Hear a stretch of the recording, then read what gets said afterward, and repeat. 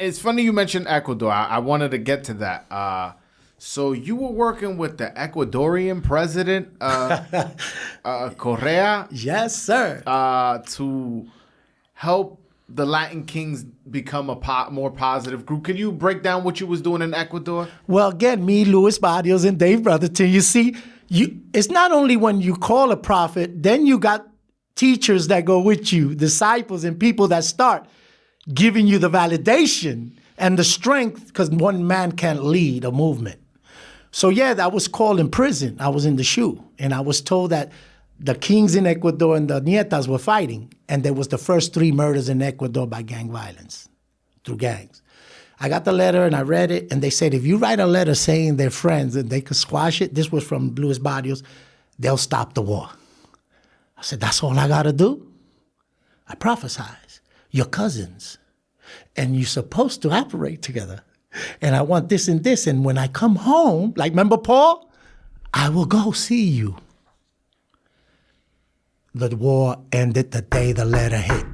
And it wasn't just the Latin Kings, it was 7 gangs, major gangs that I won't name, so in Ecuador. And what the president did said, you and Barrios, we're gonna give you money, we're gonna open opportunity with the church, community, and the government, and we're gonna open doors and support you, and we're gonna give the whole gang a safe space like you did in New York, and each of them to start telling us what they need, and we start telling them what we want. In universals for each of them. So then we started practicing. So in 3 years, Ecuador went to one of the safest countries in the world. Out of the 7 groups, 3 of them kept all the way till the president came to the Universal and gave them the president of the United States of Ecuador went to a university. I got a picture after we finished him throwing the crown, so you could throwing the crown and giving us our corporation papers to make it a legal identity. In Ecuador, in Spain, in Sweden, in Riga, Russia. So what I'm saying, so right when I got it with Correa, while we seen a socialist country with no money, what could happen if you get support? Mm-hmm. You don't change one. He changed 3 gangs and 4 quit. You know what they said? It ain't cool being gang anymore. Right? You're not into the life. You're like square now. You're going to church. You're doing these positive things. You get it? Yeah, Kids lost the luster that we wasn't duplicating cartels and other people.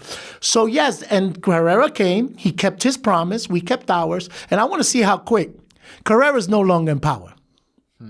The new president, seeing that the power groups became his greatest foe because they believed in Correa's movement, he then sided with the cartels.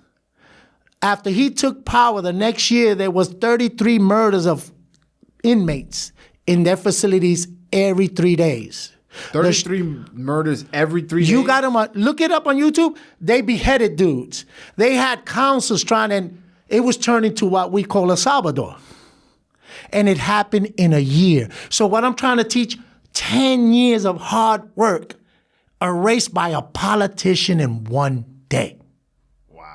So now Ecuador isn't what it used to be. Because why? They lost the support of who? Their government, their community, and they now no longer trust the guy who made a deal with the bad guy so he could win.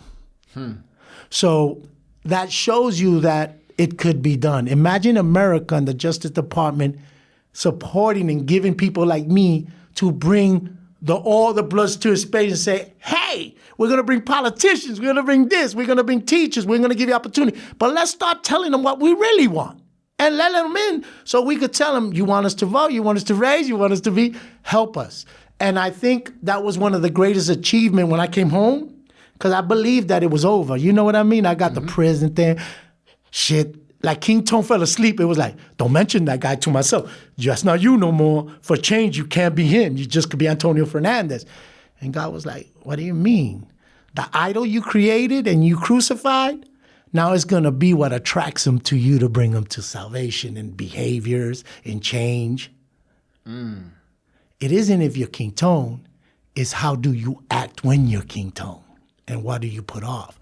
So with that, I've learned to use that idol to still bring them in, But I got Antonio Fernandez King Tone that's healed to show him how to make it through that dark road that I went through because I got the experience and the know-how to do it.